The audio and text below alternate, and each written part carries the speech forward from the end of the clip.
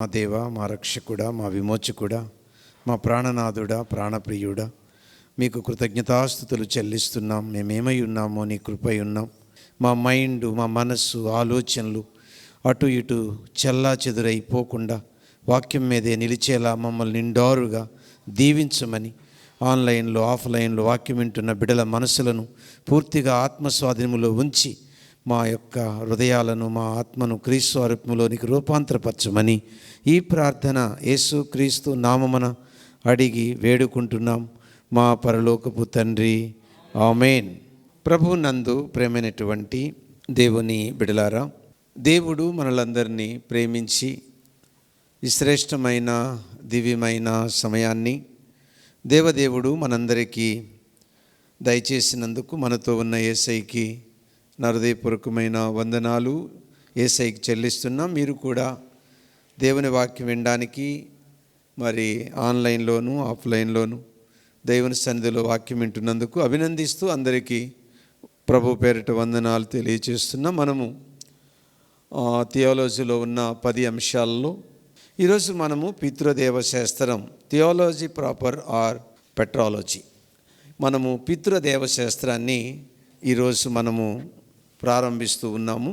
దీంట్లో మొదటిగా మనము పితృదేవ శాస్త్రమును గూర్చిన పరిచయం ఈరోజు మనం మొదటి అంశంగా చూడబోతున్నాము. హోషేయ గ్రంథము 6వ అధ్యాయము 1 నుంచి 3 వచనాలలో ఉన్న వాక్యాన్ని మొదట మనము చదువుకుందాం. మనము యెహోవా యొద్దకు మరలుదుము రండి, ఆయన మనలను చీల్చివేసెను, ఆయనే మనలను స్వస్థపరచును, ఆయన మనలను కొట్టెను, ఆయనే మనలను బాగు చేయను. 2 దినములైన తరువాత ఆయన మనలను బ్రతికించును, మనము ఆయన సముఖమందు బ్రతుకున్నట్లు 3వ దినమున ఆయన మనలను స్థిరపరచును. యెహోవాను గూర్చిన జ్ఞానము సంపాదించుకుందుము రండి. యెహోవాను గూర్చిన జ్ఞానము సంపాదించుకొనుటకు ఆయనను అనుసరించుదము రండి. ఉదయము తప్పక వచ్చు రీతిని ఆయన ఉదయించును, వర్షం వలె ఆయన మన యొద్దకు వచ్చును. భూమిని తడుపునట్టి తొలకరి వర్షము, కడవరి వర్షం వలె ఆయన మన యొద్దకు వచ్చును. ఈ మాటల సందర్భాన్ని తెలుసుకుందాము. మోషే నాయకత్వంలో దేవుడు ఇశ్రాయేలు 12 గోత్రాలను ఐగుప్తి బానిసత్వము నుండి విడిపించి అరణ్యములో 40 సంవత్సరాలు నడిపించి యెహోషువ నాయకత్వములో వారిని వాగ్దాన భూమికి చేర్చాడు. మార్గమధ్యలో ఎన్నో సూచక్రియలు, మహత్కార్యములు, అద్భుతాలు, ఆశ్చర్యకార్యాలు జరిగించి దేవుడు అంటే ఎలా ఉంటాడో, దేవుడు అనే ఆయన్ని నమ్మడానికి ఎలాంటి ఆధారాలు అవసరమో అవన్నీ దేవుడు ఇశ్రాయేలు ప్రజలకు చూపించి వారిని ఐగుప్తి దేశము నుండి కనాను దేశానికి మరి చేర్చడం జరిగింది.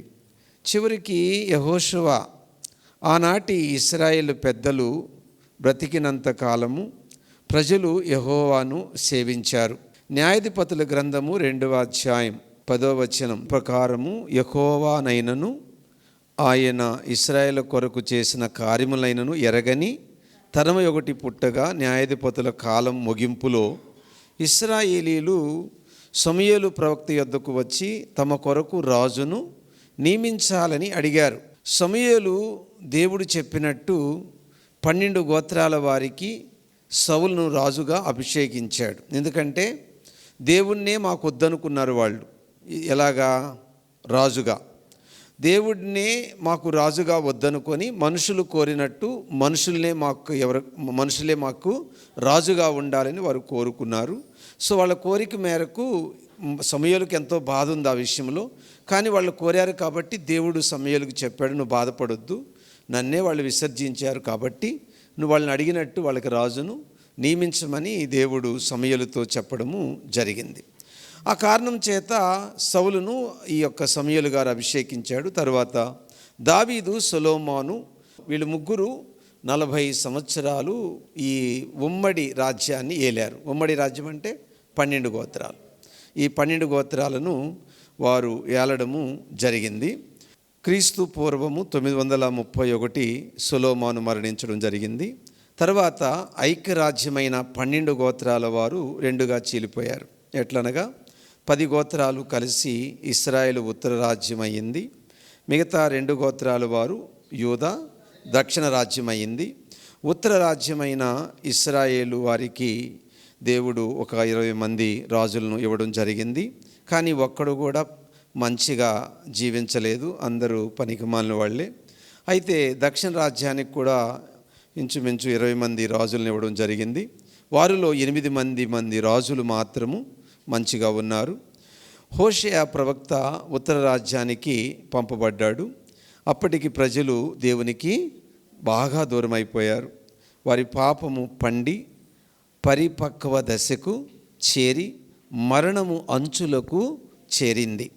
అలాంటి పరిస్థితుల్లో వారి పాపములు చేస్తూ వచ్చినప్పటికీ దేవుడు వారిని ప్రేమించి వారికి చిట్ట చివరి అవకాశంగా హోషేయ ప్రవక్త ద్వారా మాట్లాడడం జరిగింది. అయినా వారు దేవునికి విధేయత చూపనందున వారి అవిధేయత వారి నాశనమునకు కారణమయ్యింది. చూసారా, ఇంత ఘోరంగా వారు పాపము చేసినా కూడా దేవుడు వారిని ఏం చేశాడనుంది? ప్రేమించాడు అనే పదం ఉంది. చూడండి దేవుని బిడ్డలారా, వాస్తవం చెప్పాలి అని అంటే ఎందుకు ఇంత ఘోరంగా వీళ్ళు పాపం చేస్తూ వచ్చారు అన్నది ఒక క్వశ్చన్ మార్క్ కదా.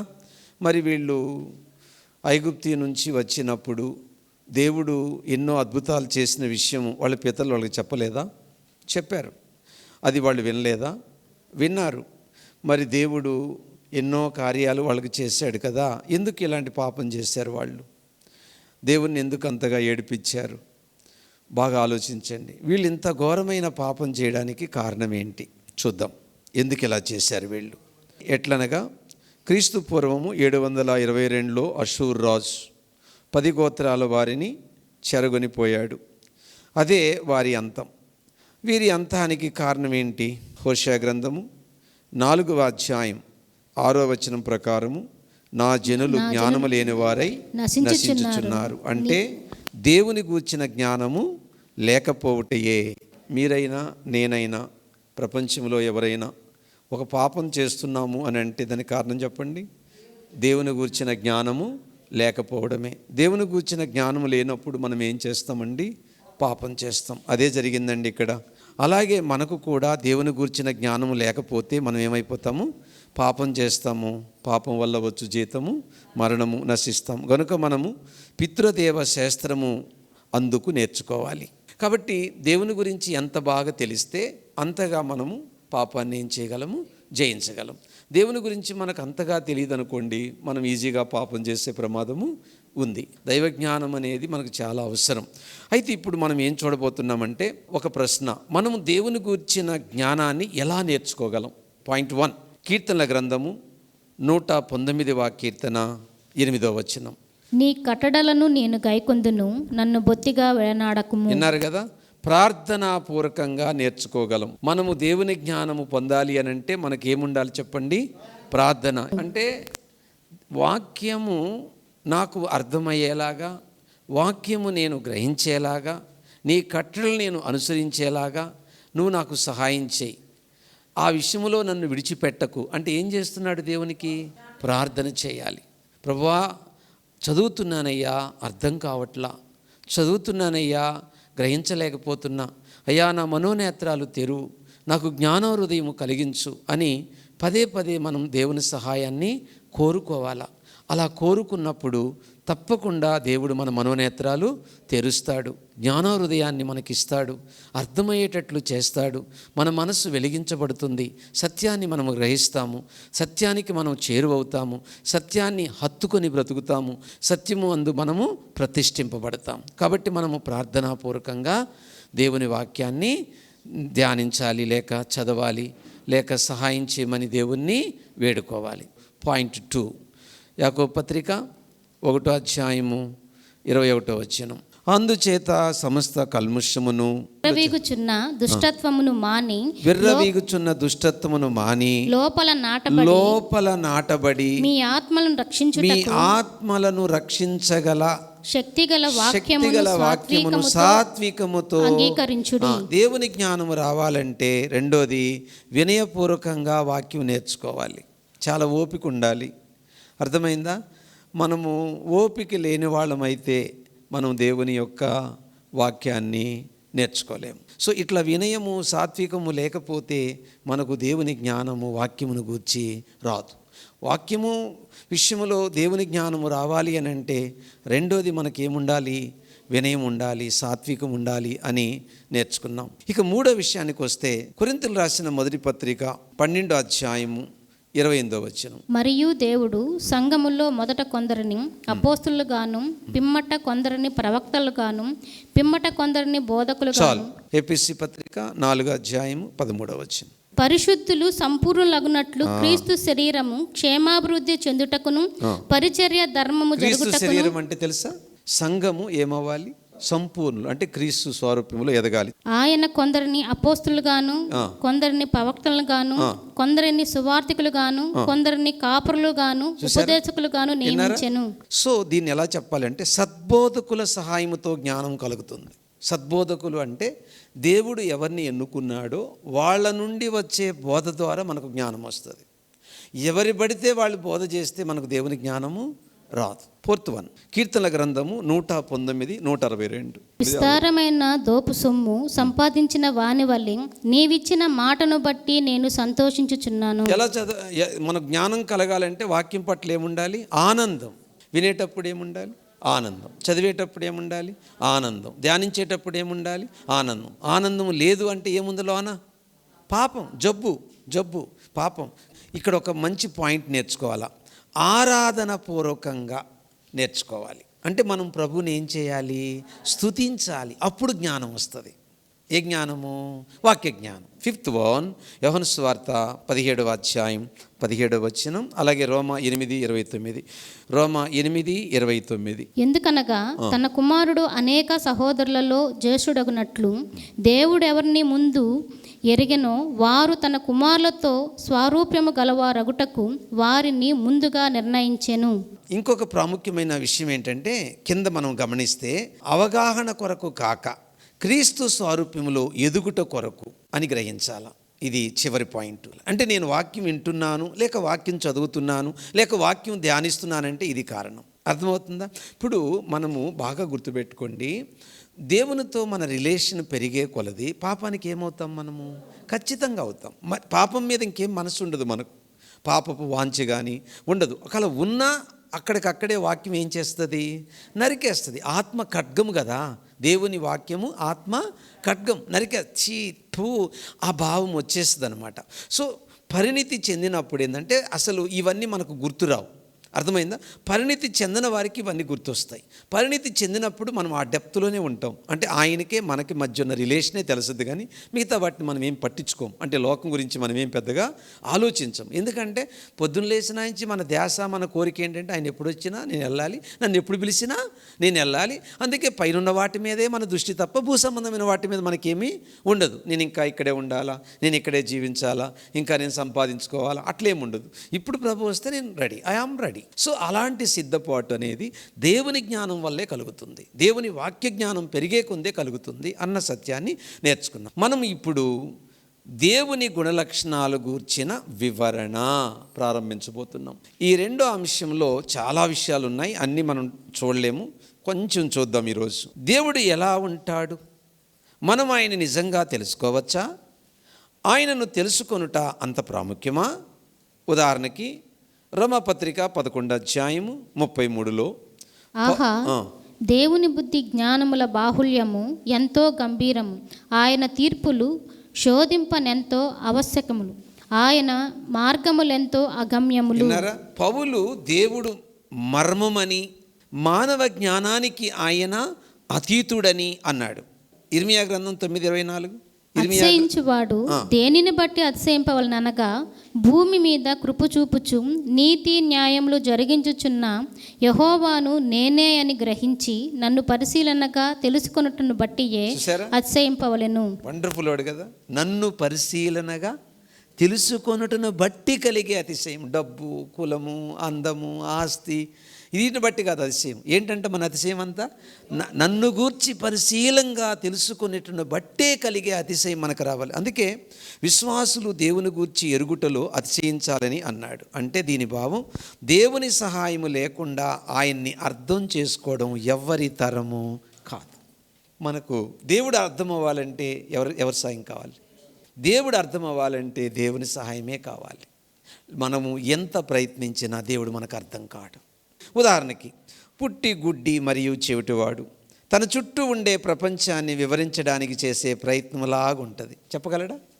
పుట్టి గుడ్డివాడు, పుట్టి చెవిటివాడు చుట్టూ ప్రపంచంలో అన్ని విషయాలు వివరించమంటే ఎలా ఉంటుంది? అలాగే దేవా నువ్వు అట్టే ఉండు, నేను ప్రయత్నం చేస్తాను నీ గురించి తెలుసుకోవడానికంటే వీళ్ళిద్దరిలాగే ఉంటుంది.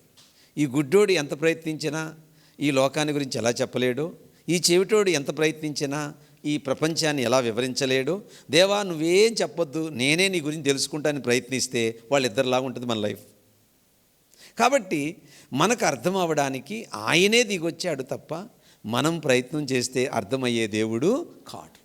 అందుకే దేవుడు కూడా మనకి ఎంత అవసరమో అంతే చెప్తాడు తప్ప దేవుడి గురించి అంతా చెప్పినా మనకెక్కదు. ఒకవేళ నాకు చెప్పు ప్రభువా నేను వింటానంటే మనకు మెంటల్ వస్తుంది కూడా. అంత అనంత జ్ఞాని అయిన మనము పరిమితి కలిగిన బుర్ర మంది. సో ఆయన స్థాయిని అర్థం చేసుకోవడం చాలా కష్టం, కొంతవరకే అర్థమవుతుంది. కాబట్టి మీకు చెప్పేది ఏంటంటే దీనిని బట్టి గ్రహించవలసింది ఏమిటంటే దేవుడు తను తాను మనకు బయలుపరుచుకుంటే తప్ప మనము ఆయన్ని గ్రహించలేమని దీని యొక్క భావమై ఉన్నది. ఉదాహరణకి కీర్తన గ్రంథం 139 కీర్తన 1-6 వచనాలు. యెహోవా నీవు నన్ను పరిశోధించి తెలుసుకొని ఉన్నావు. నేను కూర్చుండుట నేను లేచుట నీకు తెలియను. నాకు తలంపు పుట్టక మునుపే నీవు నా మనసు గ్రహించుచున్నావు. నా నడకను నా పడకను నీవు పరిశీలన చేసి ఉన్నావు. నా చర్యలన్నింటినీ నీవు బాగుగా తెలుసుకుని ఉన్నావు. యెహోవా మాట నా నాలుకకు రాక మునుపే అది నీకు పూర్తిగా తెలిసి ఉన్నది. వెనుకను ముందును నీవు నన్ను ఆవరించి ఉన్నావు. నీ చేయి నా మీద ఉంచి ఉన్నావు.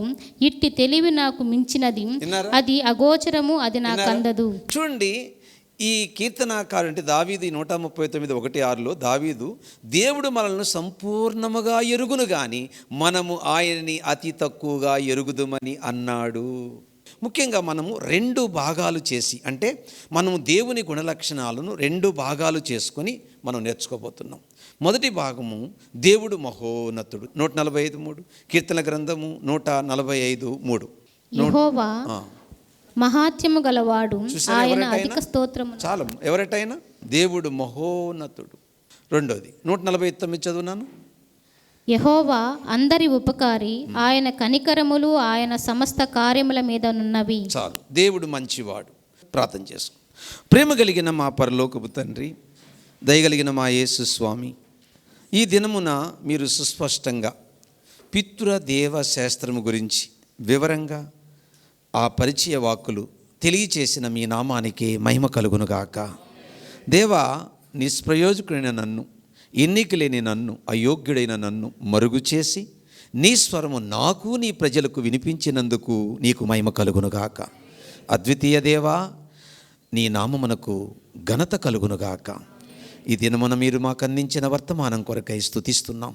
దేవా, వచ్చే వారము నుంచి ఇంకా వివరంగా మీ జ్ఞానాన్ని మేము పొందుకోవడానికి, దేవుని గూర్చిన జ్ఞానము మేము నేర్చుకోవడానికి, తెలుసుకోవడానికి ఈరోజు మాకు 5 విషయాలు చెప్పారు. ఆ విధంగా నీ బిడ్డలు సిద్ధపడి వాక్యం నేర్చుకోవడానికి నీ కృప నాకు నీ బిడ్డలకు ప్రసాదించమని యేసుక్రీస్తు నామమున అడుగుచున్నాము తండ్రి, ఆమేన్. మన తండ్రి అయిన దేవుని ప్రేమ, మన ప్రభువైన యేసయ్య కృప, పరిశుద్ధాత్మ యొక్క అన్యోన్య సహవాసం, త్రియేక దైవ దీవెనలు మనకు సకల పరిశుద్ధులకు తోడై ఉండునుగాక. ఆమేన్. దైవాశీస్సులు.